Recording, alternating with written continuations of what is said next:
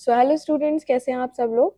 आज हम नया चैप्टर अपना शुरू करने जा रहे हैं, किनशिप कास्ट एंड क्लास। ठीक है, तो मैं एक बार आपको क्विक समरी दे दूं। आप पीछे वाला चैप्टर देखोगे तो आपको बहुत मजा समझ आएगा। बेटा, हम 600 बीसी से लेकर 600 सी की बात कर रहे हैं कि मतलब ये जो पूरा टाइम फ्रेम है, ठीक है, मतलब कि अगर मैं यहाँ बात करूं तो यहाँ पर 600 बीसीई से लेकर जो 600 सीई तक का पूरा समय है, ठीक है। इस समय किस तरीके से, पहले चैप्टर में हमने क्या पढ़ा, किंग्स फार्मर एंड टाउन, मतलब किंग्स की लाइफ कैसी थी, ठीक है, विलेजेस की लाइफ कैसी थी, एंड टाउन मतलब कि यहाँ पे पूरी की पूरी शहरों की लाइफ कैसी थी। अब यही समय की बात हो रही है, बस किसकी बात हो रही है, सोशल लाइफ की, कि भाई इस समय सोशल लाइफ कैसी थी, मतलब किनशिप मतलब कि लोग परिवार में कैसे रहा करते थे, कास्ट मतलब क्या कोई सोशल डिफरेंसेस थे, कास्ट का सिस्टम था, और क्लास की बात है कि भाई मतलब पैसे के बेसिस पे भी क्या लोग बटे हुए थे। तो अर्ली सोसाइटी में सोशल स्ट्रक्चर कैसा था, ठीक है। सोशल स्ट्रक्चर की यहाँ बात बताता है आपका किनशिप कास्ट एंड क्लास, ठीक है। चलिए, तो यहाँ पे देखते हैं कि भाई हमने जितना भी इकोनॉमिक और जो पॉलिटिकल लाइफ है वो हमने 600 बीसी से लेके 600 सी की, वो हमने किस में देख ली, वो हमने पहले चैप्टर में देख ली। पॉलिटिकल लाइफ मतलब कौन कौन से राजा आए, तो 600 बीसी से कैसे महाजनपद बनी, मौर्यन एम्पायर आया, ठीक है, सतवाहनास आए, कुशानास आए, ठीक है, गुप्ता एम्पायर आया, ठीक है, किस तरीके से सारे एम्पायर्स आए, ठीक है, यहाँ पे कैसे पैसे मतलब ट्रेड कैसे चलता था, तो वो सब हमने देख लिया। अब इस चैप्टर में हमें यही पीरियड की क्या देखनी है कि सोशल लाइफ के बारे में देखना है, सोसाइटी को देखना है कि भाई सोसाइटी यहाँ कैसे रहती थी, ठीक है, एग्रीकल्चर कहां तक फैला हुआ था, फॉरेस्ट एरिया में लोग कैसे थे, इवन जो फॉरेस्ट लोग कैसे रहा करते थे फॉरेस्ट एरिया में, क्राफ्ट स्पेशलिस्ट जो है वो कैसे इमर्ज हुए, धीरे धीरे नए नए सोशल ग्रुप्स को देखना है, और सोशल डिफरेंस के बारे में यहाँ पर देखना है, ठीक है। वेरी इंपॉर्टेंट चीज देखो, हिस्ट्री में अगर आप हिस्ट्री पढ़ते हो तो हिस्ट्री में सबसे इंपॉर्टेंट है सोर्सेज। आखिर भाई कहाँ से पता चल रहा है आपको इन सारी चीजों के बारे में, कौन आपको इन सारी चीजों के बारे में बता रहा है, तो सोर्सेज बहुत ज्यादा इंपॉर्टेंट है बेटा यहाँ पर। हिस्टोरियंस ने कैसे 600 बीसी से लेकर 600 सीई की सोशल लाइफ के बारे में बताया, कैसे बताया, तो इंपॉर्टेंट सोर्सेस क्या है भाई, टेक्सुअल ट्रेडिशंस के, भाई उस समय जितने भी टेक्स्ट लिखे गए हैं तो वहां से ही तो पता चलेगा सोशल लाइफ के बारे में। देखो यहीं से तो पता चलेगा, टेक्स्ट में ही तो लिखा हुआ है सोशल बिहेवियर और नॉर्म्स के, भाई सोसाइटी में आपको कैसे बिहेव करना है, उसके नियम कायदे कानून, कौन से सोशल इंस्टीट्यूशन थे, क्या प्रैक्टिसेस वहां पे चलती थी, ये सारी चीजें कैसे पता चलेंगी, ये सारी चीजें पता हमें चलेंगी जब हम टेक्स्ट को उस समय के पढ़ेंगे, ठीक है। हम जैसे बात किया जाए तो इंस्क्रिप्शंस भी देख सकते हैं। इंस्क्रिप्शन क्या होते हैं, कोई भी चीज हार्ड सरफेस पे लिखी हो। लेकिन एक बात बताओ, किसी ने अगर इंस्क्रिप्शन लिखवाया है, मतलब किसी भी पिलर पे कुछ भी लिखा हुआ है, किसी दीवार पे, किसी आपको फोर्ट पे कुछ लिखा हुआ है, तो वो किसी ज्यादातर बेसिकली राजा ने लिखवाया होगा, और राजा तो बड़ाई ही करेगा अपनी, तो ज्यादा से ज्यादा आपको इंस्क्रिप्शन से चीजें तो मिल जाएंगी, लेकिन आपको जो टेक्स्ट होते हैं उससे सोशल लाइफ के बारे में ज्यादा से ज्यादा पता चलेगा, ठीक है। कैसे पता चलेगा, तो जिसमें सबसे इंपॉर्टेंट सोर्स जहां से हमने 600 बीसी से मतलब जो सोशल लाइफ है कि भाई उस समय मैरिजेस या फिर कोई भी चीज कैसे हुआ करती थी, इस समय जो हमने सबसे इंपॉर्टेंट सोर्स लिया है वो लिया है महाभारत। मतलब हमने महाभारत को लिया हुआ है कि भाई उस समय की अगर लाइफ को समझना है लोगों की, तो महाभारत एक बहुत इंपॉर्टेंट सोर्स है। ये कोलोसल एपिक है। व्हाट इज कोलोसल एपिक बेटा, कोलोसल एपिक का मतलब होता है, कोलोसल मतलब जायंट, मतलब बड़ा, मतलब एक बहुत बड़ा ग्रंथ है। अगर हम बात करें, इसकी कम से कम लाख से ज्यादा वर्सेस जो हैं मिली हुई हैं, जो सोशल कैटेगरीज को बताती हैं, सिचुएशंस को डिफाइन करती हैं, हर चीज को यहाँ पे डिफाइन करती है कैसे सब कुछ हुआ, ठीक है। अगर यहाँ पे बात करो तो ये कब किया गया भाई, 1000 ईयर्स के दौरान इसको क्या है कंपोज किया गया, मतलब 500 बीसी से ही इसका कंपोजिशन शुरू हो जाता है। इसमें कई सारी स्टोरीज हैं, तो हमें महाभारत के बारे में जानना बहुत ज्यादा जरूरी है, क्योंकि महाभारत एक इंपॉर्टेंट सोर्स है, ठीक है। तो महाभारत 500 बीसी से ही क्या होना शुरू हो गया था भाई, लिखना शुरू हो गया था, ठीक है। 1000 ईयर का पीरियड में ये कंपोज हुआ है, तो इसीलिए महाभारत की कई सारी मैन्यूस्क्रिप्ट, मैन्यूस्क्रिप्ट क्या होती है भाई, छोटे छोटे जो लिखे हुए स्क्रिप्ट हैं, जो किसने लिखे हुए हैं, जो ऋषि मुनियों ने लिखे हुए हैं, वो सारे के सारे स्क्रिप्ट कई सारे एरिया, कई सारी जगहों से क्या है वो सब मिले। और उसके बाद जो हमारे आज के मतलब 19th सेंचुरी के जितने भी साइंटिस्ट मतलब स्कॉलर हैं, संस्कृत स्कॉलर हैं, जो उन्होंने क्या किया, उन्होंने सभी स्क्रिप्ट को कंपाइल किया, मतलब देखा कि भाई इनमें सारी ऑथेंटिक है कि नहीं है, या फिर मिल रही है कि नहीं मिल रही है। तो उन्होंने कई सारी चीजों को ढूंढा और 47 ईयर लगाकर महाभारत का एक वर्जन तैयार किया, ठीक है। तो महाभारत क्यों इतना स्पेसिफिक है क्योंकि हमें सोशल लाइफ के बारे में यहीं से पता चलता है। तो critical edition of Mahabharata, critical edition of Mahabharata कि भाई कैसे एक इतने सारे, क्योंकि लाखों वर्सेस मिले, लाखों जगह से मैन्युस्क्रिप्ट मिली, तो आखिरकार हमने महाभारत को इतना ज्यादा अच्छे तरीके से कैसे लिखा। ठीक है, सो अब हमें ये देखना है कि जो इतनी इतनी सारी जगहों से, इंडिया के हर पार्ट से हमें कुछ ना कुछ मैन्युस्क्रिप्ट महाभारत की मिली हुई है, लाखों वर्सेस मिले हुए हैं।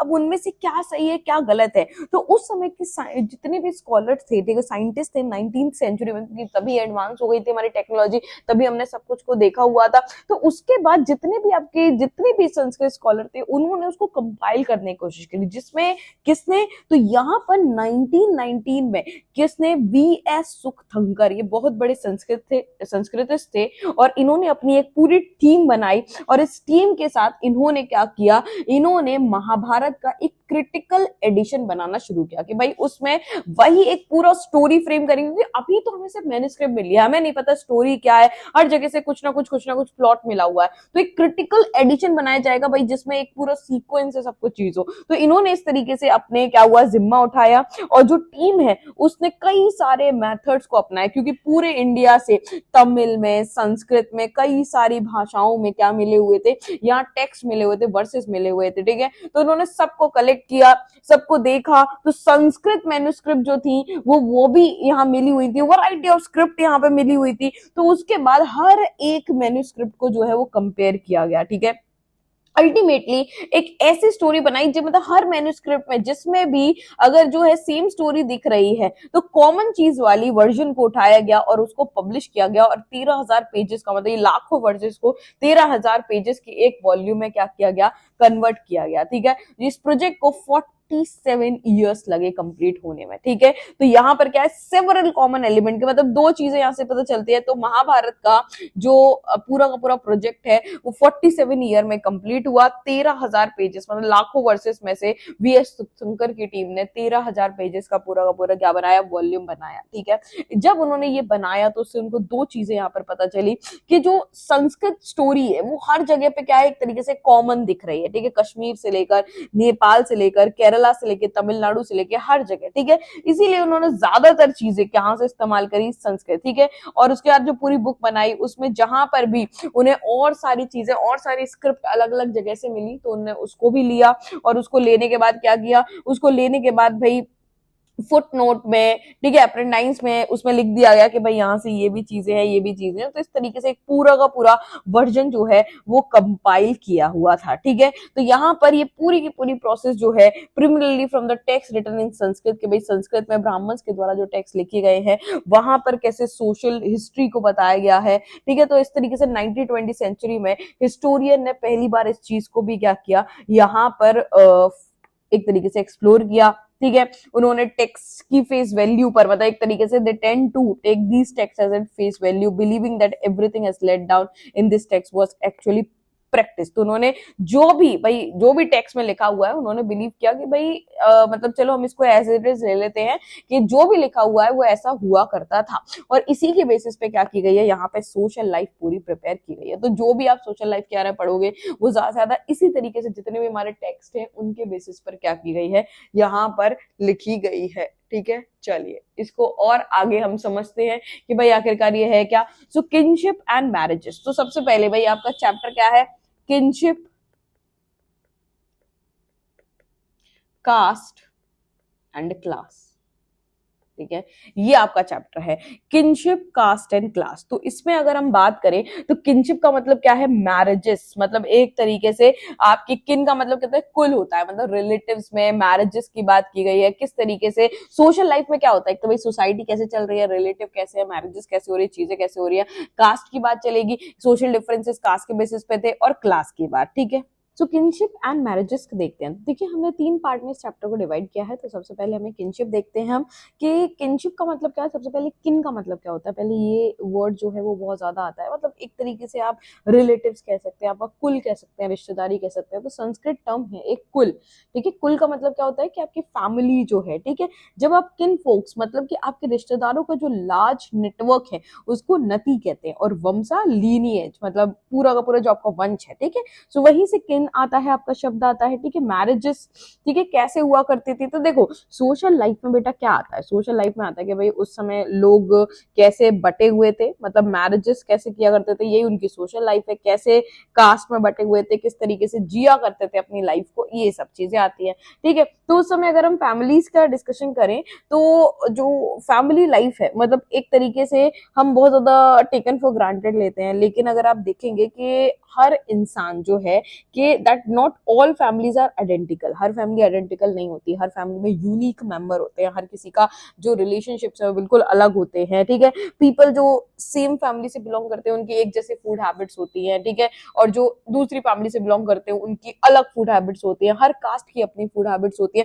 क्यों होती हैं ये सारी, क्यों इस तरीके से जो सारा का सारा नेटवर्क है वो ऐसे बंधा हुआ है, इतने सारे रिलेटिव्स होते हैं आपकी सोसाइटीज में, आप देख सकते हैं कि भाई ब्लड रिलेशंस होते हैं, और उसके अलावा भी ब्लड रिलेशन के अलावा भी आपकी फैमिली में लोग तो होते हैं ना, मतलब आपका जो रिलेटिव्स हैं वो तो आपके होते ही है। तो ये जो सब चीजें हैं ये किस तरीके से बनती है, तो फैमिली, इसलिए अर्ली सोसाइटीज को भी अगर हम देखें तो अगर सोसाइटी के बारे में जानना है तो हमें फैमिली स्ट्रक्चर को जानना पड़ेगा, क्योंकि फैमिली स्ट्रक्चर से ही नियम, कायदे, रिचुअल, कानून, कई सारी चीजों का यहाँ पे पता चलता है। जैसे अर्ली सोसाइटीज में अगर बात किया जाए तो इंफॉर्मेशन मिलती है इलीट फैमिलीज के बारे में, ठीक है, कि किस तरीके से जो लोग हैं, मतलब it is far more difficult to research the familiar relationship of ordinary people. देखो जब भी हम किसी बात करते हैं कि इंस्क्रिप्शन को पढ़ रहे होते हैं बेटा, तो उस इंस्क्रिप्शन में राजा के बारे में दिया गया है, तो राजा की फैमिली के बारे में दिया, तो इलीट फैमिली को, मतलब कि एक तरीके से रिच फैमिली के बारे में जानना बहुत ईजी है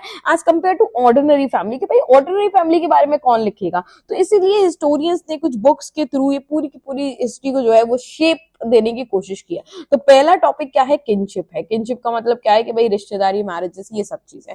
तो इसमें दो वर्ड्स के मतलब आपको पता होना चाहिए। पेट्रिलिनी क्या होता है, पेट्रिलिनी होता है मतलब कि ऐसी सोसाइटी जहां पर हर चीज क्या है भाई, हर सारी चीजें जो डिसेंडेंट है वो क्या होते हैं, फादर के ही होते हैं। मतलब कि आप फादर को देखते हो, फिर सन को देखते हो, फिर ग्रैंड सन को देखते हो, जहां सिर्फ बेटे को देखा जाए, मतलब तवज्जो मेल को मिलती है, तो वो क्या होते हैं, पेट्रिलिनी होता है। और मेट्रिलिनी का मतलब क्या है कि ये टर्म यूज होता है जब हम किसी भी फैमिली को जब चेक करते हैं उसकी मदर साइड से, मतलब माँ को देखते हैं, ठीक है, नानी माँ को देखते हैं, बेटी को देखते हैं, इससे जब मदर साइड से हम पूरी फैमिली के रिलेशन को ट्रेस करते हैं उसको मेट्रिलिनी कहते हैं। और जब फादर साइड से पूरी फैमिली के रिलेशन को, मतलब सन, ग्रैंड सन, मतलब सब लड़कों की, मेल की बात हो रही है, तो उसको पेट्रिलिनी कहते हैं। सो वैसे पूरे की पूरी अगर हम बात करें तो पहले की सोसाइटी और आज की भी ये पेट्रिलिनी, मतलब पेट्रियार्की पे चलती है, पुरुष प्रधान समाज है, मतलब कि मेल डोमिनेटेड सोसाइटी, ठीक है। तो महाभारत के पॉइंट ऑफ व्यू में भी हमने ये देखा हुआ है कि महाभारत क्या है, महाभारत में सबसे ज्यादा किनशिप रिलेशंस को बताया गया है, पूरे रिलेशन इसमें समझाए गए हैं कि एक तरीके से लैंड, जमीन के ऊपर या पावर के ऊपर डिस्प्यूट को बताता है दो ग्रुप ऑफ कजिन्स के बीच में, मतलब कौरव और पांडवास के बीच की जो लड़ाई है, जो सिर्फ एक ही फैमिली से आते हैं लेकिन दोनों क्या चाहते हैं, सत्ता, पावर चाहते हैं, ठीक है। ठीक है, दोनों किस फैमिली से आते हैं, कुरु, मतलब इनका जो लीनियज है, इनका जो पूरा वंश है वो कुरु जनपद, भाई जनपद थी एक तरीके से। हमने उस समय देखा था कि विलेजेस, मतलब जब वो ऑर्गेनाइज हो जाते थे तो एक जो इनके ऊपर हेड होता था तो एक जनपद थी, फिर उसके बाद धीरे धीरे ये और ज्यादा बड़े पावरफुल स्टेट्स बनने आ गए और इनको महाजनपद कहना है। तो कुरु एक जनपद थी, ठीक है, जिसमें से आप बात करो तो पांडव और कौरव की लड़ाई थी, किसको लेके, भाई कुरु के शासन गद्दी पे भाई कौन बैठेगा, और उसमें आपको पता चलता है कि भाई पांडव जो है वो विक्टोरियस हुए। तो ये सारी चीजें क्या बता रही है कि भाई यहाँ फीमेल की तो बात नहीं चल रही है, मेल की बात चल रही है, मतलब कि जो सक्सेशन होगा वो पेट्रिलिनी होगा, मतलब कि उत्तराधिकारी जो बनेगा वो क्या बनेगा, सिर्फ लड़का ही बनेगा। तो जो एक तरीके से महाभारत है वो पेट्रिलिनी को बताती है। मतलब देखो अगर कोई भी स्टोरी दी गई है, मनगढ़ंत तो नहीं दी, मतलब फीमेल का ऐसा रोल नहीं था, मेल डोमिनेटेड सोसाइटी ही हुआ करती थी, ठीक है। नेक्स्ट बात करें, बहुत सारी डायनेस्टी जो 6th सेंचुरी में अगर बात करें तो इस समय सभी के सभी क्या फॉलो करते थे, एक तरीके से पेट्रिलिनी को ही फॉलो करते थे, मतलब मेल ही होगा, मेल डोमिनेटेड ही सोसाइटी होगी। कुछ केसेस में ऐसा है कि सन को इतनी ज्यादा तवज्जो नहीं दी जाती थी, ठीक है, जैसे कुछ एक्सेप्शंस है, जैसे प्रभावती गुप्ता जो है वो एक डॉटर थी चंद्रगुप्त सेकंड की, लेकिन तब भी उनके पास पावर थी, ठीक है, वो वकाटका रानी थी, उनके पास अपनी पावर थी। वैसे अगर हम बात करें तो बहुत सारी जगहों पर कि the concern with the patriliny was not unique to ruling family, it is evident in mantra in ritual such as Rigveda, it is possible that this attitude was share by wealthy man. तो मतलब सिर्फ ऐसा नहीं है कि rich family में ही male dominated था। अब ऋग्वेद वेद को भी पढ़ोगे तो आपको क्या समझ में आएगा कि भाई हाई स्टेटस मेल के पास ही है, ब्राह्मण के पास है, तो मेल के पास ही ज्यादातर चीजें हुआ करती थी। ठीक है, तो ये कुछ चीजें हैं जो मेल डोमिनेटेड मतलब उस समय की सोसाइटी के बारे में बताती है, तो मेल डोमिनेटेड सोसाइटी के बारे में बताता है।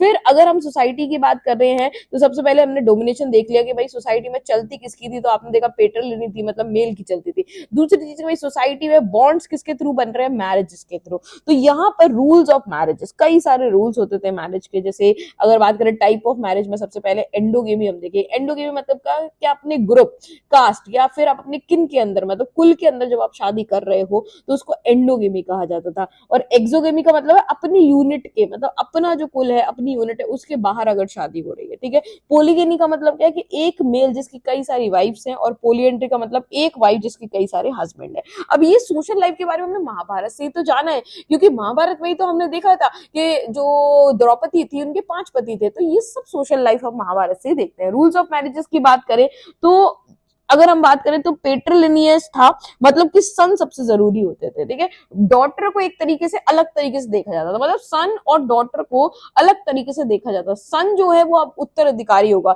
जो गद्दी को संभालेगा, मतलब एक तरीके से वंश को आगे बढ़ाएगा। और डॉटर एक तरीके से रिस्पॉन्सिबिलिटी होती थी। ठीक है, तो रिस्पॉन्सिबिलिटी होती थी और उसको कोई भी मतलब घर का कोई क्लेम उसके पास नहीं था कि भाई पापा की प्रॉपर्टी मिलेगी, ये मिलेगा, वो मिलेगा। उसके पास बेचारी के पास कोई भी क्लेम ऐसा नहीं हुआ करता था। ठीक है, और बात ये भी है कि उस समय पे अगर हम बात करें marrying them in a family outside the किन वाज डिजायरेबल, कि भाई ऐसे ही माना जाता था कि किन के बाहर अपनी शादी करनी है। ठीक है, तो इसको क्या कहते थे, एक्सोगेमी उस समय कहा जाता था। और इसमें सबसे इंपॉर्टेंट ये है कि यहाँ कन्यादान, मतलब कि एक बिलीफ था उस समय का कन्यादान, कि भाई डॉटर को मतलब एक तरीके से क्या है ना, एक बिलीफ होना कि भाई जो एक रिस्पॉन्सिबिलिटी, फादर की रिस्पॉन्सिबिलिटी है लड़की, तो उसको क्या करना पड़ेगा, उसका दान करना जो है वो सबसे बड़ा धर्म है, इस तरीके से माना जाता है। ये रिलीजियस ड्यूटी फादर की जो है वो एक कंसिडर होती थी। फिर अगर हम बात करें धीरे धीरे लाइफ जो है वो टाउन्स बढ़ने लगे, मतलब कि तो ट्रेड बढ़ने लगा, लोग दूसरे लोगों से मिलने लगे, तो ये जो फैमिली मतलब एक तरीके से ये शादी है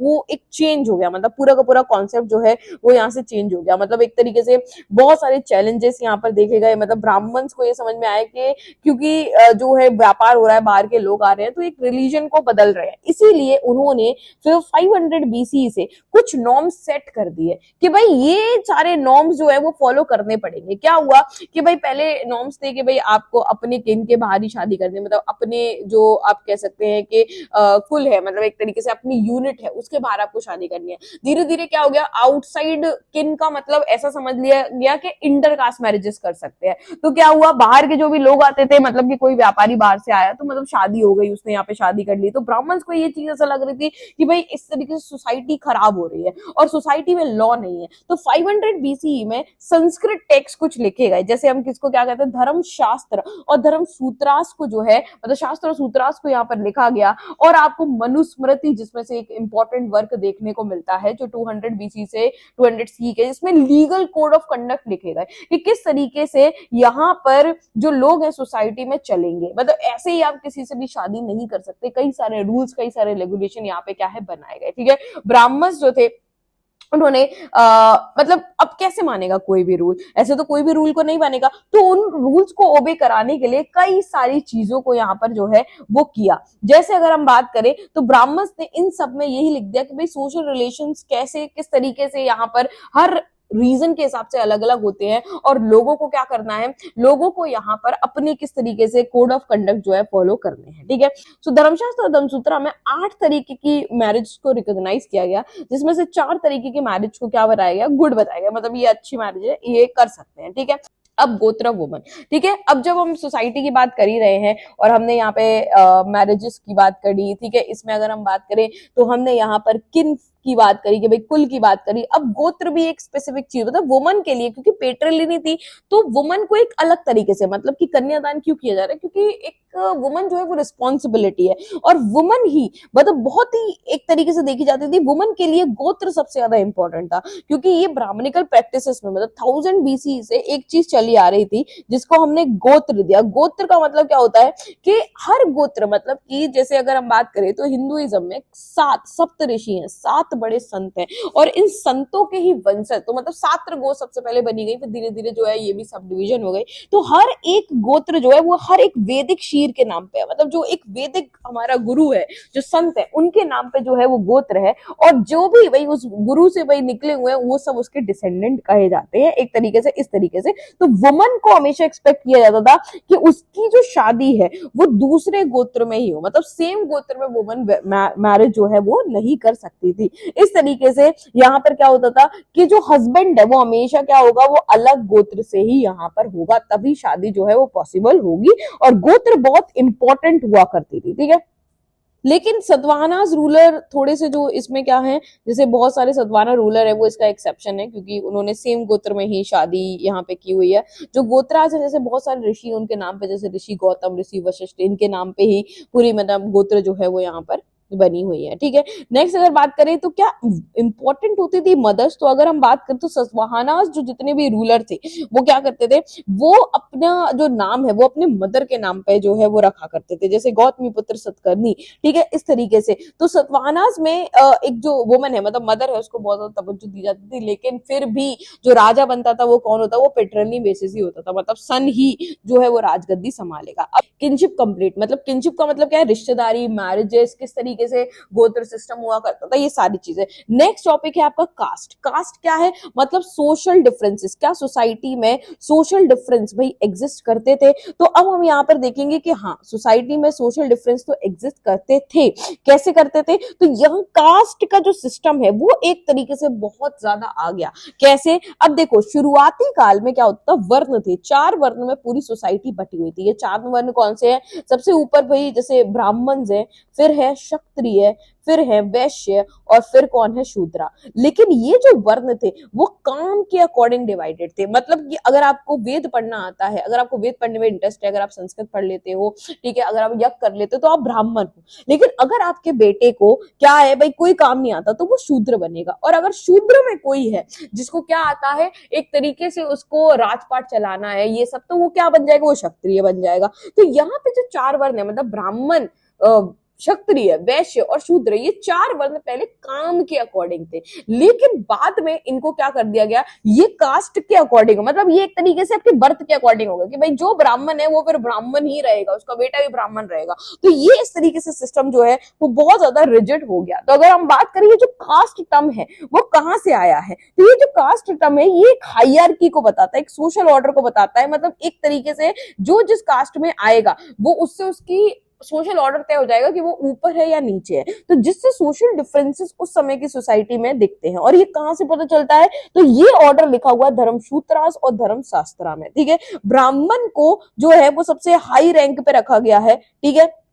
उसके बाद शूद्रास को और अनटचेबल को सबसे नीचे सोशल कैटेगरी में, मतलब कि सोशल डिफरेंस तो एग्जिस्ट करते थे। क्यों करते थे, क्योंकि इस तरीके से जो हम कास्ट सिस्टम देखते हैं ये बताता है, और ये सब किसमें लिखा हुआ है, धर्मशास्त्र और धर्मसूत्रास, मतलब ब्राह्मण ने जो सोशल नॉर्म बताए, उस सोशल नॉर्म्स में उन्होंने वर्ण को बिल्कुल आपके बर्थ के अकॉर्डिंग रिजिड कर दिया, जिसकी वजह से अब जो जो है वो वही रहेगा। जिसमें अगर हम बात करें तो अब बर्थ के अकॉर्डिंग पोजीशन को क्या कर दिया गया, डिटरमाइन कर दिया गया। और यहाँ पर हर चारों वर्ण की क्या बताई गई, यहाँ पर बताई गई ड्यूटीज, कि भाई 4 वर्ण में अगर आप ब्राह्मण हो तो आप क्या ड्यूटी है। तो इन 4 वर्ण में अगर आप ब्राह्मण हो तो आपकी क्या ड्यूटी है, कि आप वेद को पढ़ोगे और वेद को क्या कर सकते हो, पढ़ा भी सकते हो, और सेक्रीफाइस परफॉर्म आप मतलब करवा सकते हो, और आप करोगे, ठीक है, और आप गिफ्ट रिसीव करोगे। ये ब्राह्मण है भाई, 4 वर्ण थे, तो ब्राह्मण को धर्मशास्त्र में सबसे ऊपर रखा गया और इनको बना दिया गया बर्थ के अकॉर्डिंग, कि भाई अब जिस बर्थ में आप सबकॉन्शियस में पैदा हो गए और ये सब कब से हुआ 500 बीसी से।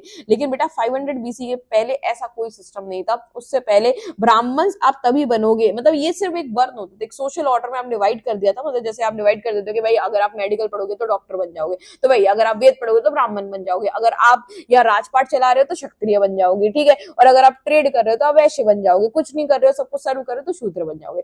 लेकिन अगर आपका बेटा उलट काम कर रहा है तो वो दूसरा कुछ बन जाएगा। लेकिन 500 बीसी में जैसे धर्मशास्त्र धर्मसूत्रास लिखे गए, ये सारा सिस्टम क्या हो गया, ये सारा सिस्टम हो गया बिल्कुल रिजिड, ठीक है। तो ब्राह्मण की ड्यूटी को लिखा गया कि भाई वेद पढ़ना, ठीक है, वेद पढ़ाना, सेक्रीफाइस करना। क्षत्रिय की ड्यूटी है वॉरफेयर करना, कि भाई वो लड़ाई करेगा, वो अपने लोगों को प्रोटेक्ट करेगा, वो जस्टिस प्रोवाइड करेगा, और वो भी वेद को क्या कर सकता है, पढ़ सकता है, और वो सेक्रीफाइसेस को परफॉर्म करवाएगा और वो गिफ्ट देगा। भाई रिसीव करेगा ब्राह्मण तो गिफ्ट देगा क्षत्रिय, ठीक है। अगर हम यहाँ पे बात करें तो जैसे कि अगर बात करें गिफ्ट, वेद को पढ़ने की बात भी है, सेक्रीफाइस करने की बात भी है, या फिर गिफ्ट देने की बात भी है, ये वैश्य भी कर सकता है, ठीक है। और वैश्य इसके साथ एग्रीकल्चर एक्टिविटी, ट्रेड, पेस्टोरलिज्म में लगा होगा। लेकिन शूद्रास को हर चीज मना थी, उसको सिर्फ सर्व करना है, ना वो संस्कृत पढ़ सकता है, ना वो वेद को पढ़ सकता है, ठीक है, और यहाँ पे ना वो गिफ्ट ले सकता है, दे सकता है। तो ये सब शूद्रा को मना है, और वो सिर्फ हायर वर्णास को क्या करेगा, सर्व करेगा।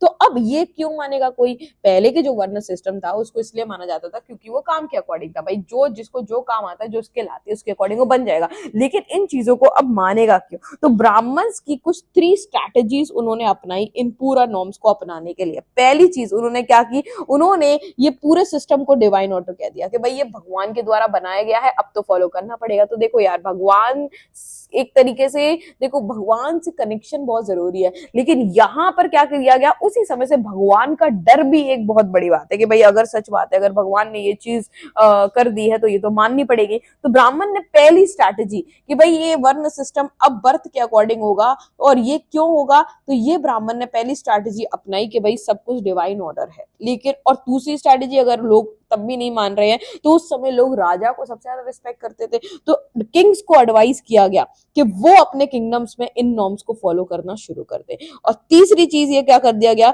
ये लोगों में फैला दिया गया कि ये स्टेटस बर्थ के अकॉर्डिंग ही है, अब आपने जिसमें भी जन्म ले लिया है आप वही बन गए। और इन सब का सोर्स क्या है बेटा, महाभारत से हमें पता चलता है कि कैसे कर्ण जो है वो शूद्र कैटेगरी में आता था, ठीक है, और अर्जुन जो है वो क्षत्रिय आते थे। वैसे कर्ण भी क्या था, कर्ण भी एक तरीके से क्या था, वो भी क्षत्रिय था, लेकिन उसको शूद्र फैमिली ने पाला था, तो वो शूद्र की तरह ही बेचारा हो गया था, उसको कोई राइट, कोई लॉ, उसको कुछ भी नहीं मिलता था, ठीक है। अब इसमें एक्सेप्शंस की बात करते हैं कि भाई सबसे पहली चीज ये देखेंगे कि क्षत्रिय ही क्या बनेगा, राजा बनेगा। जो सेकंड ऑर्डर है वर्ण का, क्षत्रिय ही राजा होगा। लेकिन क्या इसके एक्सेप्शंस थे, क्या नॉन क्षत्रिय किंग हुआ करते थे, तो शास्त्रार्थ के अकॉर्डिंग क्षत्रिय राजा बनेगा। लेकिन कई सारे यहाँ पर एग्जाम्पल्स हैं, जैसे अगर हम मौर्यास की बात करें तो मौर्यास ब्राह्मण्स के अकॉर्डिंग ये लो ओरिजिन के थे, ठीक है, बुद्धिज्म के अकॉर्डिंग ये क्षत्रिय थे। तो यहाँ पे एक डाउट है, या सुंग और कनवा ये कौन थे, ये तो ब्राह्मण ही थे, लेकिन ये भी राजा बने। तो कई सारे एक्सेप्शन है, ऐसा नहीं है कि सिर्फ ब्राह्मण को ही लोग फॉलो करते थे तो उन्हीं की बात मानते थे, ऐसा बिल्कुल भी नहीं है। उसके अलावा भी कई एक्सेप्शन है जो इन सोशल ऑर्डर को जिन्होंने नहीं माना है, ठीक है। इसके अलावा शाकास जो सेंट्रल एशिया से आए हुए थे, तो ब्राह्मण्स के अकॉर्डिंग जो भी संस्कृत पढ़ रहा है, ब्राह्मणिकल टेक्स्ट को मान रहा है, वो ब्राह्मणिकल रिलीजन का पार्ट है। देखो यार, उस समय हिंदुइज्म जैसा कोई वर्ड नहीं था, कोई कॉन्सेप्ट नहीं था, तो उसको ब्राह्मणिकल ट्रेडिशन ही कहा करते थे, ठीक है। लेकिन ब्राह्मण्स के अकॉर्डिंग जो भी इंसान बाहर से आया है, जिसको संस्कृत नहीं आती है, जो इन सब रिलीजन में कुछ भी नहीं मानता है, वो सब मलिक्ष कहलाते थे, ठीक है। क्या कहलाते थे, मलिक्ष कहलाते थे, या बारबेरियन उनको क्या करते थे, या ब्राह्मण्स उनको बारबेरियन या मलिक्ष जो है वो कंसिडर किया करते थे, ठीक है, ब्राह्मण्स के अकॉर्डिंग। तो कई सारे राजा ऐसे हैं, जैसे साका रूलर हैं रुद्र दमन, जिन्होंने सुदर्शन लेक को रीबिल्ड करवाया, ये भी तो राजा बने। तो ये राजा, तो इसीलिए बहुत सारे एक्सेप्शंस हैं। जैसे सतवाहनास डायनेस्टी थी, तो सतवाहनास कौन थे, ये तो ब्राह्मण्स थे, जिसमें गौतमी पुत्र सतकर्णी, ये क्या था भाई, ये भी राजा बने। तो इन्होंने, मतलब इनको तो कहा जाता है कि destroyer of the pride of Kshatriya, जो क्षत्रियों को अपने ऊपर प्राइड है कि हम ही राजा बन सकते हैं, तो ऐसा बिल्कुल भी नहीं है। 4 वर्ण में, और इन्होंने तो इंटरकास्ट मैरिजेस भी करी, मतलब इंटर वर्ण मैरिजेस, ऐसा नहीं है कि भाई दूसरे वर्ण में भी शादी कर ली। तो ये क्या चीज बता रहा है, ये बता रहा है कि भाई हाँ, ब्राह्मणिकल ट्रेडिशन चलता था, लेकिन बहुत सारे एक्सेप्शन भी इसके हैं जो इस फ्रेमवर्क से बिल्कुल उलट चलते थे, ठीक है।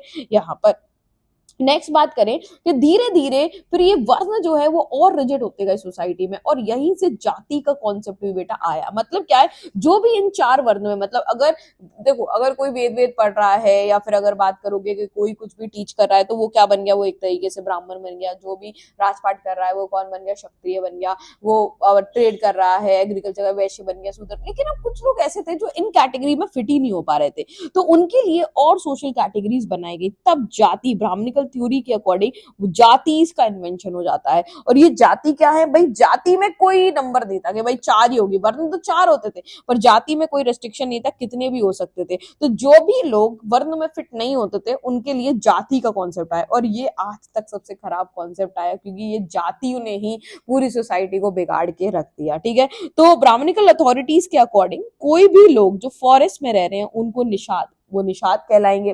कोई भी कैटेगरी अगर वो सुनार का काम करने, तो वो स्वर्णकार कहलाएंगे। और इन्हीं को इस तरीके से जाति में क्या कर दिया गया, कंसीडर कर लिया गया। ठीक है, ये जाति, तो जाति जो बनाई गई वो जरूरी नहीं है कि सिर्फ इस तरीके से कोई कहाँ रह रहा है। ठीक है, बहुत सारे इंस्क्रिप्शन बताते हैं कि अगर लोग एक जगह से दूसरी जगह चेंज कर रहे थे, तो जातियां भी उसके साथ में क्या हो जाती थी, उनकी चेंज हो जाती थी। ठीक है, बहुत सारे इंस्क्रिप्शन ये सारी बातों को करते हैं। बियॉन्ड द फोर वर्णास, मतलब इन फोर वर्ण में, मतलब कि ब्राह्मण हो गए आपके, ब्राह्मण के अलावा आपके क्षत्रिय हो गए, और वैश्य हो गए, शूद्र हो गए। इनके अलावा भी देखो कई सारे लोग हैं जो रह रहे हैं और जो उन प्रैक्टिस में मिल नहीं पा रहे हैं। जैसे बहुत सारे लोग हैं जो जंगलों में रह रहे हैं, ठीक है, उनका अलग से काम है, तो उनको किस कैटेगरी में रखा जाए, तो ब्राह्मण के अकॉर्डिंग पूरे सब कॉन्टिनेंट, मतलब पूरे इंडिया में बहुत सारी डाइवर्सिटी थी, और ये सारी डाइवर्सिटीज जो थी वो हमेशा क्या नहीं मानती थी, ब्राह्मणिकल ट्रेडिशन को अच्छे से फॉलो नहीं कर रही होती थी। तो ब्राह्मण के अकॉर्डिंग जो भी ऐसे लोग हैं उनको ऑड,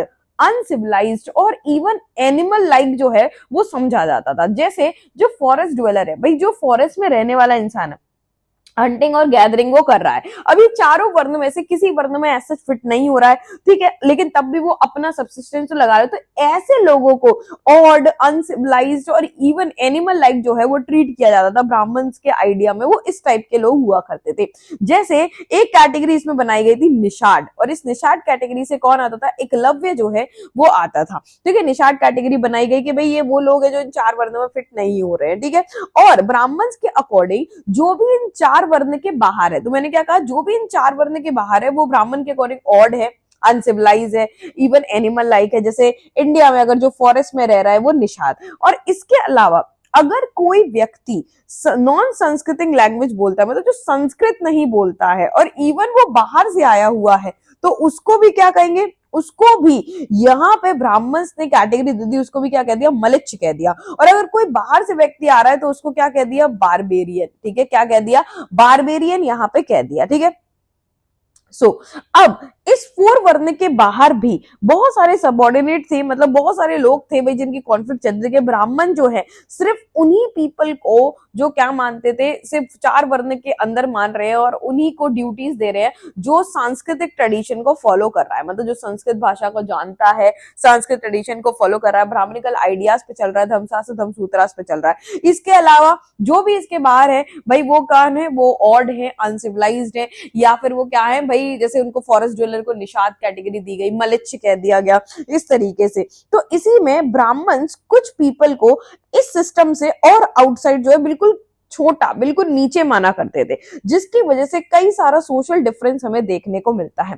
जिसमें एक कैटेगरी है अनटचेबल्स। ठीक है, कौन सी कैटेगरी है इसमें, अनटचेबल्स हैं। ठीक है, इनके लिए कुछ एक्टिविटीज बिल्कुल फिक्स थी। ठीक है, और ये मतलब ब्राह्मण्स की किसी भी चीज में ये आया जाया भी नहीं करते थे। ठीक है, कोई भी चीज नहीं। और इसमें क्या था, ब्राह्मण्स ने इसमें दो कॉन्सेप्ट लगा ले, एक था भाई कि प्योर और इम्प्योरिटी का कॉन्सेप्ट, प्योरिटी और पोल्यूशन का कॉन्सेप्ट, मतलब जो भी इन चार वर्ण में आ रहा है, ठीक है, या जो भी ऊपर के तीन वर्ण में आ रहा है वो प्योर है। उसके अलावा जो भी व्यक्ति, ठीक है, अनटचेबल है, वो कैसा व्यक्ति है, वो पल्यूट है, मतलब वो क्या है, वो दूषित है। तो उन व्यक्तियों को, मतलब ऐसे किन व्यक्तियों को और कहा गया, जो कॉर्प्सेस और डेड एनिमल्स, मतलब जो भी अगर कोई भी इंसान मर जाता है उसको अगर उठा रहा है, या कोई भी अगर मरे हुए जानवर को उठा रहा है, तो उस व्यक्ति व्यक्ति को क्या डेजिग्नेट कर देंगे कि भाई वो तो पल्यूटेड है, ठीक है, वो तो दूषित है,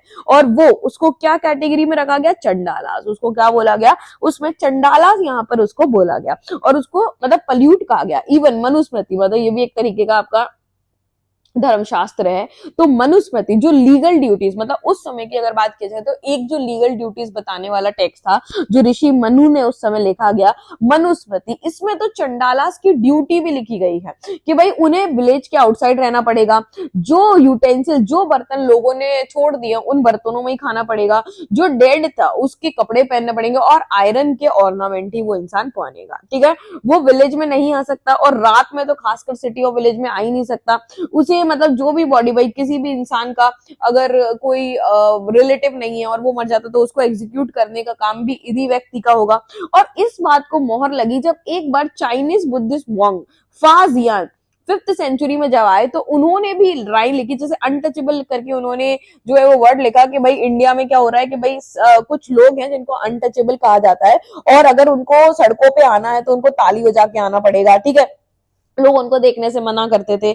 इवन इसके अलावा तो मनुस्मृति में चंडालास के बारे में लिखा हुआ है, फाजियान ने बताया, और उसके अलावा एक और चाइनीज जो पिलग्रिम है, मतलब वो आए थे, तीर्थ यात्री आए हुए थे, वानजंग, ठीक है, 7th सेंचुरी में, उन्होंने भी ये बताया कि कैसे जो एग्जीक्यूशनर है और जो स्कैवेंजर है, मतलब जो कचरा उठाते हैं, जो एक तरीके से साफ करते हैं, मतलब अगर कोई मर जाता है तो वो बॉडी साफ करते हैं, सब चीजें जो साफ करते हैं, उनको कैसे सिटी के बाहर रहना पड़ता है, ठीक है।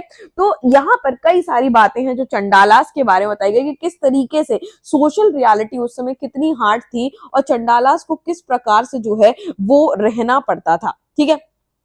इसके बाद अगर हम बात करेंगे तो अब आगे बढ़ते हैं और बात करते हैं कि सबसे पहले हमने बात की कि क्या हम बात करें, हम बात करें किनशिप, क्लास एंड कास्ट की, तो ठीक है, कास्ट एंड क्लास की, सॉरी, तो जो कास्ट वाली कैटेगरी है उसमें सबसे पहले हमने वर्ण देखे कि भाई जो वर्ण होते थे वो वर्ग के बेसिस पे होते थे, भाई जो जो काम करेगा। उसके बाद ये जो वर्ण है वो किसके बेसिस पे हो गए, कास्ट के बेसिस पे हो गए, भाई बर्थ के बेसिस पे हो गए, मतलब क्या, बर्थ के बेसिस पे हो गए, भाई जो जिसका बर्थ होगा वही उसी कास्ट में जन्म लेगा, ठीक है, ये वर्ण। फिर उसके बाद कई सारी इसमें जाति आई, भी जाति सिस्टम भी आ गया।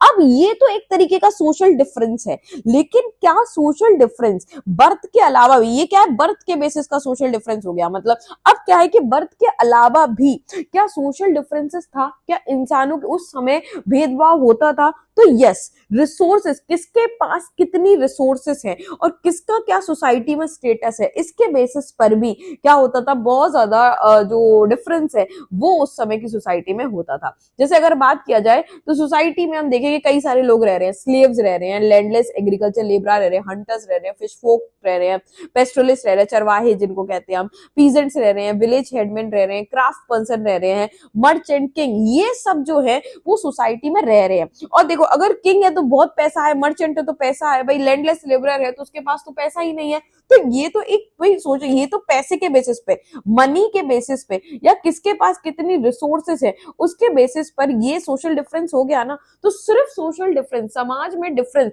सिर्फ जाति, मतलब अब बात करूं कि वर्ण के बेसिस पे, सिर्फ बर्थ के बेसिस पे नहीं था, और बर्थ किसके बेसिस पे होते थे, वर्ण के बेसिस पे होते थे। ये डिफरेंसेस मनी के बेसिस पर भी होता था, जिससे लोगों के स्टेटस भी क्या होते हैं, डिफाइन होते थे। और ये डिफरेंसेस आपको जेंडर के बेसिस पे मिलेगा कि भाई ये जो प्रॉपर्टी है ये जेंडर के बेसिस पे भी अलग अलग होती थी। जैसे महिलाओं को प्रॉपर्टी रखने का कोई अधिकार ही नहीं था। जैसे अगर हम बात करें तो ये सारा सोर्स हमने किससे उठाया हुआ है, महाभारत से उठाया हुआ है। तो महाभारत में जैसे क्या होता है, पांडव और कौरव, दो ये जो भाइयों के कजिन्स के ग्रुप है उसमें लड़ाई होती थी। तो दुर्योधन क्या है भाई, कौरव से क्या करता है, इनवाइट करता है युधिष्ठिर को, किसमें, डाइस का जो गेम था ना, जैसे चौसर का जो गेम था उसमें करता है, और धीरे धीरे करके जो आपके युधिष्ठिर है वो सब कुछ हारने लगते हैं, ठीक है, गोल्ड से लेके एलिफेंट से लेके, और लास्ट तक वो अपनी वाइफ को भी स्टेक पे लगा, मतलब पहले अपने भाइयों को हार जाते हैं, और जब सब कुछ ही हार जाते हैं, राजपाट भाई सब, तो फिर वो अपनी वाइफ को भी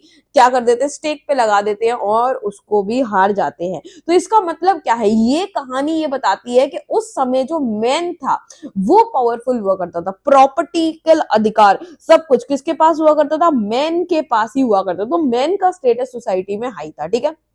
तो ये इश्यू ऑफ ओनरशिप को बताती है कि ये स्टोरीज क्या बता रही है। तो यही सब चीजें हमें क्या बोलते हैं, this one also figure in the धर्मशास्त्र और धर्मसूत्रा में भी ये सारी बातें जो है लिखी गई है कि भाई मनुस्मृति के अकॉर्डिंग जो पेटर्नल स्टेट है, जितने भी पिता की प्रॉपर्टी है, वो सिर्फ और सिर्फ सन के बीच में ही डिवाइड होगी। ठीक है, तो पिता की या पेरेंट्स के बाद सिर्फ सन को ही मिलेगी, वुमन को कोई शेयर प्रॉपर्टी में नहीं मिलेगा। तो अगर हम बात करें तो सोशल डिफरेंसेस हाँ भाई हुआ करते थे जेंडर के बेसिस पे भी, कि भाई प्रॉपर्टी का हक सिर्फ किसको था, मेन का था। ठीक है, वुमन सिर्फ और सिर्फ वो गिफ्ट्स अपने पास रख सकती थी जो उनको मैरिज में मिला, मतलब स्त्री धन जिसको हम कहते हैं लिटरली, कि भाई वुमन का वेल्थ कि जो भी उसको मैरिजेस में मिला है वही, लेकिन वो उसका जो पैसा है वो भी क्या होता था, वो भी चिल्ड्रंस को, मतलब एक तरीके से जो है ये बच्चों को ही मिल जाता था। ठीक है, अगर हस्बैंड नहीं है। एट द सेम टाइम अगर हम मनुस्मृति में warned woman against holding family property, even Manusmriti में तो ये वॉर्न भी किया गया है कि जो वुमन जो है वो प्रॉपर्टी जो है वो नहीं होल्ड कर सकती। ठीक है, वॉर्न किया गया उसको, ठीक है, हस्बैंड की परमिशन के बिना। तो ये क्या बता रहा है, ये एक तरीके से बात बता रहा है कि जो वुमन का स्टेटस है, ठीक है, पैसों में वो क्या था ही नहीं, कम था। क्यों था, क्योंकि उसके पास प्रॉपर्टी का राइट ही नहीं था। लेकिन इसका एक एग्जाम्पल है, जैसे इसका एक एक्सेप्शन सकते हैं, वेल्दी वुमन भी थी उस समय, एक्सेप्शन भी थी, जैसे कि वकाटका क्वीन प्रभावती गुप्ता, ये हमने पिछले चैप्टर में पढ़ा है, चंद्रगुप्त सेकंड की बेटी थी। इनके पास मतलब बताया गया है कि ये वकाटका की रानी थी। तो इनके पास मतलब इनकी एपिग्राफी क्या होता है, जब इंस्क्रिप्शंस की स्टडी की गई, बहुत सारे टेक्सेस की स्टडी की गई, तब पता चला कि भैया एक अपर कास्ट वुमन थी, इनके पास रिसोर्सेज भी थे, लैंड भी थी, कैटल भी थी। ठीक है, और मतलब एक तरीके से मनी जो है वो जनरली मैन कंट्रोल करता था, लेकिन इनके पास ये थी। तो ये जो है वो एक्सेप्शन है भाई, प्रभावती गुप्ता यहाँ पे क्या है, एक्सेप्शन की तरह देखी जाती है। ठीक है, अब अगर हम बात करें कि जो एक्सेस टू प्रॉपर्टी है, क्या ये वर्ण के अकॉर्डिंग भी अलग अलग होता था। तो देखो अगर बात किया जाए तो क्षत्रिय और ब्राह्मण सबसे रिच होते थे उस समय, शूद्रा क्या करेंगे, सर्व करेंगे, तो वो सबसे ज्यादा गरीब होते थे। तो यस, जो जिस क्या एक तरीके से प्रॉपर्टी किसके पास कितनी होगी, ये वर्ण पे बहुत ज्यादा डिपेंड करता था। कि भाई ब्राह्मणिकल टेक्स्ट के अकॉर्डिंग अगर हम यहाँ पर देखा जाए तो यहाँ पर जो वर्ण है उसी के अकॉर्डिंग भाई सबके पास क्या होती थी, प्रॉपर्टी होती थी। जैसे शूद्रास की बात करें तो ये तो सर्विट्यूड में थे भाई, सर्व ही करेंगे, तो इनके पास तो कोई प्रॉपर्टी ही नहीं होती थी। लेकिन उसके बाद अगर हम बात करें तो वेल्दीएस्ट मैन में ब्राह्मण और क्या दिख जाएंगे, क्षत्रिय। तो ये एक सोशल रियलिटी को बता रहे कि कितना ज्यादा डिफरेंस उस समय हुआ करता था। ठीक है, तो यहाँ पर कितना ज्यादा डिफरेंस है कि at another level even Brahmanical view of society was codified, कि भाई ब्राह्मणिकल व्यू धर्मशास्त्र धर्मसूत्रास में बताया गया है, वर्णा का ऑर्डर भी बताया गया है, और इसमें यही चीजें बताई गई कि किस तरीके से यहाँ पर बर्थ के अकॉर्डिंग वर्ण बट गए, और उसकी अकॉर्डिंग जिसके पास जो प्रॉपर्टी है वो इनहेरिट करते हुए जाएगा। भाई राजा का बेटा राजा बनेगा तो राजा को ही फिर सारी की सारी, जो अगला राजा है उसी को सारी की सारी प्रॉपर्टी मिलेगी कि नहीं मिलेगी, तो वही होता था। ठीक है, अब क्या इसमें और भी कुछ ऑल्टरनेटिव सिनेरियोस थे, ठीक है, वेल्थ के लिए। तो अगर हम यहाँ पर देखें तो देखो सब कुछ ब्राह्मणिकल ट्रेडिशन के अकॉर्डिंग उस समय चल रहा है, और ये सब का सोर्सेस क्या, ब्राह्मणिकल टेक्स्ट, कि भाई ब्राह्मणिकल टेक्स्ट में जो धर्मशास्त्र धर्मसूत्र मनुस्मृति इन सब में जो भी चीजें लिखी गई हैं। तो अगर हम यहाँ पे बात करें तो यहाँ पे हम कितनी सारी सिचुएशन देख रहे हैं कि जो वेल्थ है वो वर्ण के अकॉर्डिंग ही असाइन थी, लेकिन कुछ रीजन ऐसे हैं, मतलब देखो अगर हम बात करें तो नॉर्थ इंडिया में ज्यादातर सोशल डिफरेंस जो है, मतलब कि एक तरीके से जो आपको समाज में अंतर दिख रहा है वो इसीलिए दिख रहा है क्योंकि वर्ण सिस्टम में जो पैसा, भाई जो ऊपर वर्ण है उसी के पास वो पैसा है। लेकिन इसका ऑल्टरनेटिव हमने कहां पे देखा, साउथ इंडिया में थोड़ा देखा कि भाई जो तमिलिकम रीजन है, तमिलिकम रीजन का मतलब है कि जो साउथ वाला इंडिया का रीजन है, जैसे कि तमिलनाडु वाला रीजन, आंध्र प्रदेश वाला रीजन, कर्नाटका वाला रीजन, थोड़ा केरला वाला रीजन, यहाँ पर सिचुएशन थोड़ी सी अलग थी। ठीक है, यहाँ पर जो स्टेटस था वो सिर्फ वेल्थ के हिसाब से नहीं होता था, वो रिस्पेक्ट के हिसाब से, कि कोई इंसान कितना जेनरस है। अगर कोई इंसान बहुत उदार है, बहुत जेनरस है, तो उसका स्टेटस सोसाइटी में बहुत हाई होगा। जैसे नॉर्थ इंडिया में देखा, जिसके पास जितनी वेल्थ होगी उसका स्टेटस हाई होगा। साउथ इंडिया में ज्यादातर अगर तमिलिकल रीजन में देखा जाए तो यहाँ तमिलिकम रीजन में अगर बात की जाए तो जो बहुत ज्यादा उदार होगा उसका सोसाइटी में जो रिस्पेक्ट होगी वो बहुत ज्यादा होगी। तो इस तरीके से ऑल्टरनेटिव भी था, सोशल सिनेरियो जो है वो थोड़ा बहुत अलग भी था अलग अलग जगह पे। तो यहाँ रिच और पुअर की थोड़ी उतनी बात नहीं। है, ठीक है। तो सोशल डिफरेंस की अगर हम बात करें तो एक तरीके से कहाँ कहाँ पे आपको पता चलता है कि भाई सोशल डिफरेंस, समाज में इनइक्वालिटी तो थी, ठीक है। तो अगर हम देखें तो बुद्धिस्ट जो हैं उन्होंने एक तरीके से इस इनइक्वालिटी पर, जब बुद्धिज्म आया तो उन्होंने इनइक्वालिटी पे क्या किया, एक तरीके से उन्होंने कटाक्ष किया और उन्होंने ये चीजों को, मतलब उन्होंने कहा कि नए नए अब इंस्टीट्यूशन, संस्था बनाने की जरूरत है जो इस सोशल कॉन्फ्लिक्ट को खत्म करे, ठीक है। तो इन अ मिथ, मतलब एक मिथ मिला है हमें जब हमने सुत्त पिता का, मतलब ये बुद्धिस्ट टेक्स्ट है, इसमें क्या मिला हुआ है, this suggest that originally human being did not have a fully evolved body form nor was the world of plants fully developed, all being in the idyllic state of peace taking from the nature of that। तो ये क्या बता रहे हैं, तो basically social difference को खत्म करने के लिए सुत्त पिताका में एक बात लिखी गई है कि शुरुआत में हर कोई सिर्फ एक मील पे जिंदा था, जितना बेसिक उसको चाहिए, रोटी कपड़ा मकान या एक वक्त का खाना, बस उतना ही था। कोई ह्यूमन बीइंग ऐसा डेवलप्ड नहीं था और सब अच्छे से रहते थे। तो आपने सोशल डिफरेंस कहां से क्रिएट किया, ये बुद्धा ने जो है वो बताने की यहाँ पे कोशिश की, ठीक है। धीरे धीरे फिर इसी टेक्स्ट में क्या लिखा गया है कि धीरे धीरे जो ह्यूमन बीइंग है उसकी ग्रीड बढ़ती चली गई, वो बहुत ज्यादा छलिया होता चला गया दुनिया को, ठीक है। दुनिया में उसने क्या लूटना शुरू कर दिया और इस चक्कर में क्या बनता चला गया, इस चक्कर में जो ह्यूमन बीइंग के अंदर की आत्मा है वो मर गई और धीरे धीरे उसने क्या करना शुरू किया, मतलब ऑक्यूपाई करना शुरू कर दिया और उसने चीजों को, जिससे कि धीरे धीरे ये किंगशिप के जो इंस्टीट्यूशन है, ये किंगशिप जो है वो बने और ये ह्यूमन चॉइस से ही बने हुए हैं और जिसके पास ज्यादा पैसा था उसने नीचे सर्वेंट रख लिए और इस तरीके से ये सोशल डिफरेंस का पूरा सिस्टम जो है वो क्रिएट हो गया। तो यहां तक आपका चैप्टर जो है वो कंप्लीट हो जाता है, ठीक है। कौन सा चैप्टर भाई, किंगशिप, कास्ट और क्लास, जिसमें हमने क्या पढ़ा कि 600 बीसी से लेकर 600 सी तक ये जो रिश्तेदारी, मैरिज वगैरह का सिस्टम कैसा था, सोशल डिफरेंसेस, कास्ट का सिस्टम क्या बना, हमने वर्ण को पढ़ा, जाति को पढ़ा और क्लास का सिस्टम। क्लास का मतलब क्या है, इकोनॉमिक स्टेटस, मतलब स्टेटस सोसाइटी में। तो नॉर्थ इंडिया में जैसे पैसे के हिसाब से, वर्ण के हिसाब से स्टेटस होता था, साउथ इंडिया में हमने देखा कि भाई जिसको रिस्पेक्ट के हिसाब से भी लोगों के स्टेटस थे, ठीक है। और ये सब चीजों कि सोर्स या तो बुद्धिस्ट टेक्स्ट है जैसे सुत्त पिता का, बुद्धिस्ट टेक्स्ट से पता चलता है, या तो भाई महाभारत है। भाई महाभारत एक बहुत इंपॉर्टेंट सोर्स है यहाँ पे जानने का। तो हिस्टोरियन ने कई सारी भाषाओं में, क्योंकि महाभारत के अवशेष कई सारी भाषाओं में मिले हुए हैं, ठीक है, उन्होंने कई सारे टेक्स्ट, प्राकृत, पाली, उस समय की ये जो लैंग्वेज है तमिल, कई सारी लैंग्वेजेस में जो ऑर्डिनरी लोगों ने लिखा हुआ है, इवन संस्कृत में उन्होंने चीजों को समझा, पढ़ा, जाना और उसके थ्रू उन्होंने क्या निकाला, उन्होंने एक एसेंस निकाला कि भाई उस समय आखिरकार हुआ क्या करता था, ऑडियंस की बातों को और कंपोज करना शुरू किया, सारे प्लेसेस को इकट्ठा किया, भाई किस जगह पे क्या क्या चीजें हुई है, इस तरीके से हिस्टोरिकल एविडेंसेस को जानने की कोशिश की।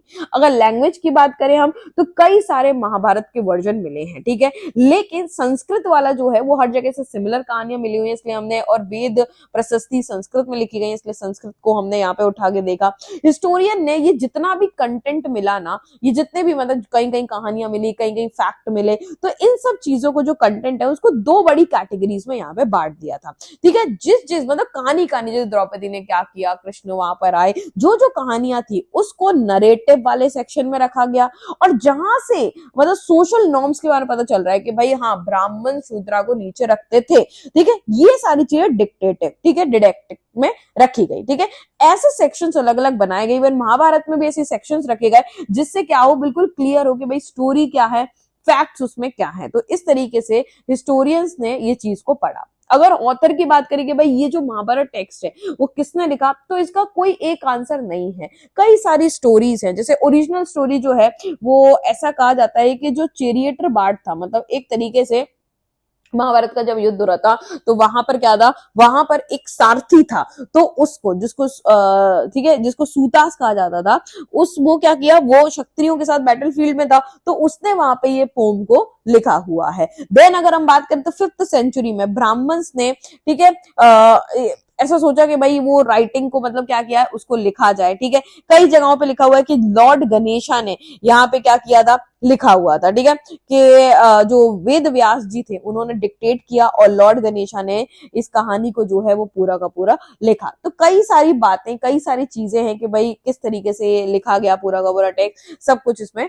बताया गया है, ठीक है। फिर अगर हम बात करें, एक और फेज आया 200 बीसी से लेकर 200 सी तक, जब मनुस्मृति वगैरह लिखी गई, उस समय भी मतलब धीरे धीरे क्या हुआ कि नई नई वर्शिप शुरू हो गई, जैसे विष्णु, कृष्णा, ये अवतार बहुत ज्यादा आने लगे, तो वहां से भी फिर बहुत सारी चीजों को जो है वो ऐड किया गया। ठीक है, तो कई सारे मतलब कई सारे समय से महाभारत के टेक्स्ट जो है वो ऐड होते गए और फाइनली फिर बाद में ये जो महाभारत जो एक मेजर एपिक है वो यहाँ पर क्या किया गया, उसको जितनी भी बैटल, जितने भी फॉरेस्ट, जितनी भी प्लेसेस, सेटलमेंट जिनके बारे में बताया गया भाई आर्कोलॉजिस्ट ने सारी मैन्युस्क्रिप्ट सभी को जो है वो इकट्ठा किया और जो है शुरू की। जैसे वी.एस. सुखशंकर हुए इन 1551 में, अगर हम बात करें तो एक आर्कियोलॉजिस्ट है बीबी लाल, ठीक है, इन्होंने हस्तिनापुर जो जिक्र है, मेरठ में हस्तिनापुर जो है जो जिक्र है महाभारत में, उसको जो है वो एग्जिवेट किया और वहां से चीजों को पता लगाया। तो वहां से बहुत सारे ऑक्यूपेशंस के जो है वो एविडेंस यहाँ पे मिले हुए हैं। ठीक है, तो बहुत सारी चीजों के बारे में यहाँ पर जो है वो पता लगाया गया महाभारत के थ्रू। इवन सोशल लाइफ के सबसे इंपॉर्टेंट सोर्स जो जानने का जरिया है, ठीक है, वो क्या है, महाभारत ही है। ठीक है, प्रेजेंट डे हिस्टोरियन भी क्या कर रहे हैं, तो मतलब अपने आइडियाज को, इवन उस समय और क्या होता था, जैसे पोलिएंड्री है, जैसे उसमें क्या बताया गया, पोलिएंड्री, पोलिएंड्री क्या है, जैसे मतलब एक वाइफ जिसके 5 हस्बैंड है। ठीक है, तो ये प्रिविलेंट था कि नहीं था, इन सब चीजों पे जो है वो खोज यहाँ पर क्या कर रहे हैं। ठीक है, और सिर्फ संस्कृत वर्जन के साथ ही जो है वो ग्रोथ नहीं रही, उसके अलावा भी बहुत सारी कम्युनिटीज ने बहुत सारे तरीके से बहुत सारी लैंग्वेज में लिखा गया है, तो जिससे कई सारी जगहों पर इसको क्या किया गया, अलग अलग तरीके से ढूंढा गया, डायलॉग्स को लिखा गया। ठीक है, सेवरल स्टोरीज, बहुत सारी स्टोरी है, बहुत सारी रीजन की। ठीक है, सर्टेन पीपल, हर लोगों ने अलग अलग जो है वो स्टोरी को बताया और इस तरीके से ये ग्रंथ लिखा गया है। ठीक है, लेकिन जो सेंट्रल स्टोरी थी वो एक ही स्टोरी को जो है वो आधार मान के यहाँ पे रखा गया। ठीक है, कई सारी चीजों में स्कल्पचर्स, इवन पेंटिंग्स के through, play, dances, art form में इस तरीके से इसका नरेशन दिया गया जिससे लोगों को इसके बारे में समझ में आए। तो इस तरीके से आपका ये चैप्टर हो गया कंप्लीट और इसमें यही है भाई सोशल लाइफ के बारे में बताया गया है। ठीक है, so thank you so much. आगे हम और चैप्टर्स के साथ इंटरेस्ट के साथ इसको पढ़ेंगे।